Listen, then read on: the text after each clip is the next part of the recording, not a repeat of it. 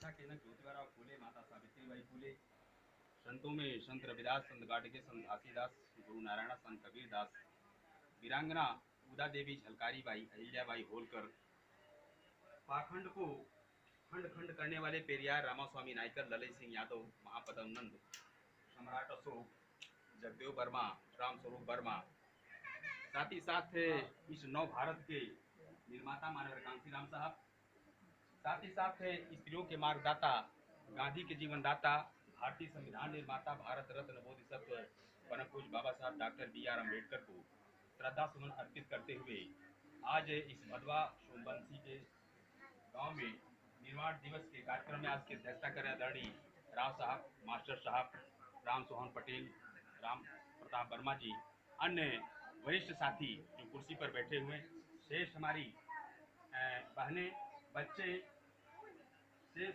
जो भी उपस्थित सभी इस कार्यक्रम में सभी अग्रज बंधुओं को नमो बुद्धाय, जय भीम, जय भारत। साथियों, जैसा कि इस कार्यक्रम लगाने का उद्देश्य अभी मास्टर साहब बताए, थोड़ा सा जैसे इस समय पुरानी परंपरा में जैसे हम लोग देखते थे कि पितृ विसर्जन का कार्यक्रम चलता था, लोग बार दाढ़ी मोछ और बार छिलवाते थे। आप लोग कबीर का नाम सुने होंगे। कबीर के गुरु थे रामानंद। रामानंद ने कबीर से कहा कि यही श्राद्ध का मौसम चल रहा था कि कबीर जाइए थोड़ा सा गाय का दूध ले आइए और श्राद्ध का काम होना है। तो कबीर शुरू से ही वो पाखंड के विरोधी थे। कबीर ने कमंडल लिया, कमंडल लेकर कबीर बाहर निकले। कबीर चलते गए, कुछ दूर गए, एक मरी हुई गाय पड़ी थी। गाय पड़ी थी, मरी हुई गाय के सामने उन्होंने थोड़ी सी घास रखी, घास रख के और कमंडल लेकर वहीं पर बैठ गए। और रामानंद जी इधर इंतजार करते रहे कि कबीर गए हैं, दूध लेकर आएंगे, अभी जो है ये श्राद्ध का काम किया जाएगा, जो उनके पिताजी मर गए थे।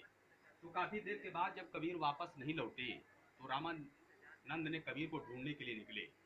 तो कबीर रामानंद ढूंढते ढूंढते कबीर के पास पहुंचे तो देखा कबीर ने एक मरी हुई गाय के मुंह के सामने घास रखकर वही कमंडल लेकर बैठे थे। तब रामानंद ने कहा, देखा, कहा अरे कबीर तू पागल हो का? कहा कैसे? कहा ये तो तुम्हें दूध लेने के मैंने कब से भेजा था, तुम दूध लेकर आए नहीं और यहाँ क्यों मरी हुई गाय के सामने आप बैठे हो, तो क्या ये दूध देगी? कहा यही तो मुझे ढूंढना था। अरे जब मरी हुई गाय ये दूध नहीं देगी तो मरे हुए आदमी का पिंडदान कैसे होगा? वहीं से तब उनको कबीर की वजह से रामानंद को ज्ञान हो गया। तो साथियों, जो आप लोग कर करिएगा कि इसी प्रकार से जो है, जो हमारा बहुजन समाज जो चला गया, हम भारत के मूल निवासी 85% जो जातियां हैं, हम यहीं के रहने वाले हैं। कुछ लोगों ने जो धोखे से भारत में आ गए, हम ही लोगों में धोबी, पासी, खटिक, चमार, कोई, कुर्मी, कहार, लोहार ये बनाकर हम ही लोगों को अलग कर दिया। अलग करने की वजह से हमारा और आपका रोटी और बेटी का संबंध खत्म हो गया। हम लोग काफी दूर चले गए। हमारे महापुरुषों ने जैसे जगदेव वर्मा और जगदेव प्रसाद वर्मा, साहू जी महाराज, इनकी किताबों को आप पढ़िए, राम स्वरूप वर्मा को आप पढ़िए तो पूरा भारत का इतिहास खुलकर आपके सामने आ जाएगा। और जब आप अपना इतिहास जब तक नहीं जानेंगे साथियों, तो जो व्यक्ति अपना इतिहास जानता नहीं वो इतिहास बना नहीं सकता, उसकी कौम फिर फ्यूचर में आकर वो गुलाम हो जाएगी। तो इसलिए हर व्यक्ति को इतिहास जानना है कि इतिहास जानने के लिए अपने बच्चों को पढ़ाना होगा। पढ़ाने के लिए शिक्षा बहुत जरूरी है। विद्यालय समय से जाना होगा और शाम को जब लड़का आवे तो उसकी देख रेख करिए, पढ़ता कि नहीं पढ़ता है, ये आपकी जिम्मेदारी बनती है। साथ ही साथ बच्चे को पढ़ाने के साथ साथ बच्चियों को भी आप पढ़ाएंगे। लड़कियां जब पढ़ेंगी तो ज्योतिबा फूले ने कहा था कि जब लड़की शिक्षित होगी तो दो घर शिक्षित होगा, एक यहाँ अपने मायके पर, एक जब ससुराल में उसकी विदाई होगी तो वहाँ पर भी जाकर शिक्षित करेगी। इसलिए लड़के और लड़कियों में किसी प्रकार का कोई भेद नहीं होना चाहिए। तो आइए एक गीत गाते हैं आपको। इस देखिए, निर्माण दिवस के संस्कार में आप लोगों से अनुरोध है कि जब भी जो भी कार्यक्रम करिए, जो पुराने रीति रिवाज को आप लोग छोड़ दीजिए। इस बौद्धिक विचारधारा से आप को जब इसमें जाएंगे तो आपको वास्तविक ज्ञान होगा और काल्पनिक चीजों का विनाश हो जाएगा। तब आपको अपने मानव रूपी शरीर का सच्चा सच्चा ज्ञान प्राप्त होगा। तो आइए, गीत आपको बातें थोड़ा हो गई, अब गीत पर आते हैं। तो जब तक है जिंदगी फुर्सत नहीं है काम से, थोड़ा सा भाई समय निकालो, प्रेम कर लो भीम के नाम से। तो कबीरा गर्व न कीजिए, ऊंचा देखी आवास, काल पड़े जिम लोटड़ा, ऊपरी जमसी घास। कह रही उत्तम प्रकृति, का करी करत कुसंग, चंदन विष व्यापत नहीं, लपटे रहत भुजंग। तो जवानों, तो जवानों होश में आओ, जवानों होश में आओ, यही फरियाद मेरी है। जवानों होश में आओ, यही फरियाद मेरी है। खताएं फिर से ना खाओ, खताएं फिर से ना खाओ, यही फरियाद मेरी है। जवानों होश में आओ, यही फरियाद मेरी है। पढ़ो इतिहास को अपनो, पढ़ो इतिहास को अपने, जरा गौरव को पहचानो, गवाओ जिंदगी ना यूं हमारी बात को मानो, गवाओ जिंदगी ना यूं हमारी बात को मानो।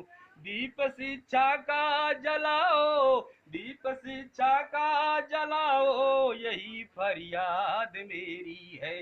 जवानों होश में आओ, यही फरियाद मेरी है। मिटाओ बैर को अपने, दीवारें जात की तोड़ो, तुम्ही हो बुद्ध के वंशज, ये नाता प्रेम से जोड़ो। तुम्ही हो बुद्ध के वंशज, ये नाता प्रेम से जोड़ो। अभी से एक हो जाओ, अभी से एक हो जाओ, यही फरियाद मेरी है। जवानों होश में आओ, यही फरियाद मेरी है। हुआ जो भी तुम्हारे संग, उसे तुम भूल ना जाना, किसी की साजिशों में फिर कभी तुम या नहीं जाना, किसी के साजिशों में तुम कभी फिर या नहीं जाना। जरा होशियार हो जाओ, जरा होशियार हो जाओ, यही फरियाद मेरी है। जवानों होश में आओ, यही फरियाद मेरी है।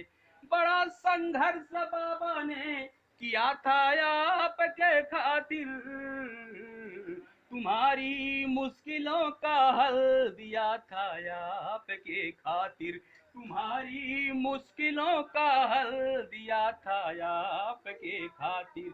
वही रोशन ना बुझाओ, वही रोशन ना बुझाओ, यही फरियाद मेरी है।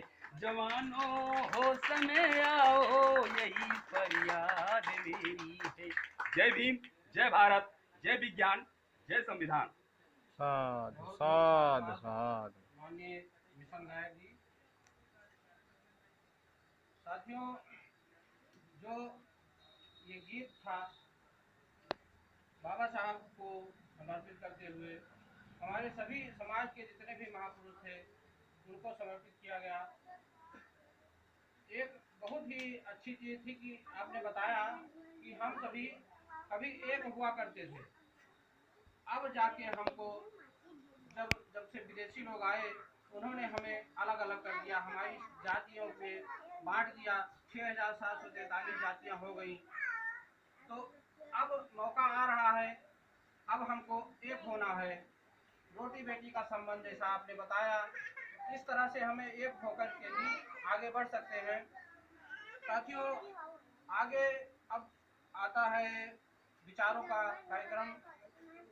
हमारे जितने भी वक्ता हैं, मैं आपसे सभी से अनुरोध करूंगा बहुत कम समय में आप लोग अपनी बातें रखें, खासकर हमारे महापुरुषों के बारे में चर्चा करें।